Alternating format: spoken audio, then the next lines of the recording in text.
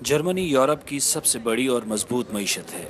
بیشتر لوگ خوشحال ہیں، لیکن عمر رسیدہ ہوتی آبادی میں ملک کی معیشت کو رواں دواں رکھنے کے لیے جوان خون کی ضرورت ہے۔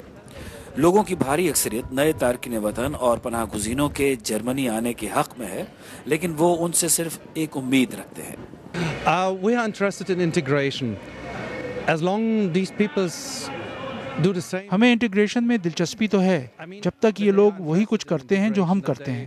میرا مطلب ہے وہ یہاں کے معاشرے میں رچ بس جانا چاہتے ہیں، ہمارے ملک میں ہمارے قوانین کے تحت رہنا چاہتے ہیں، تو مجھے کوئی مسئلہ نہیں، بلکہ یہ تو اچھا ہے۔ I see that as a good thing. جن تارکین وطن نے چند دہائیاں قبل جرمنی ہجرت کی، وہ آج خوشگوار زندگی گزار رہے ہیں۔ جرمنی میں تارکین وطن کی آمد کا سلسلہ جاری ہے، لیکن یہاں پر جو پرانے تارکین وطن ہیں جو کئی دہائیوں سے یہاں پر رہ رہے ہیں، اس اسٹریٹ پر ان کی دکانیں اور کاروبار دیکھ کر لگتا ہے کہ وہ معاشی طور پر بہت خوشحال ہیں۔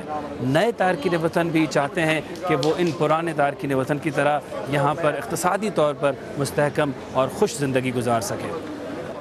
پرانے تارکین وطن کی نوجوان نسل جو معاشرے میں رچ بس گئی ہے، نئے آنے والوں سے متعلق کچھ خدشات رکھتی ہے، لیکن یہاں پیدا ہونے والی ثنا نئے تارکین وطن کا خیر مقدم کرتی ہیں۔ ہم ان کا خیر مقدم کرتے ہیں، لیکن انہیں کام ضرور کرنا چاہیے، انہیں جرمن ضرور بولنی چاہیے۔ تاہم یہ بھی حقیقت ہے کہ جرمنی کے معاشرے میں یورپ بھر کی طرح بعض عناصر تارکین وطن کی آمد کے خلاف ہیں۔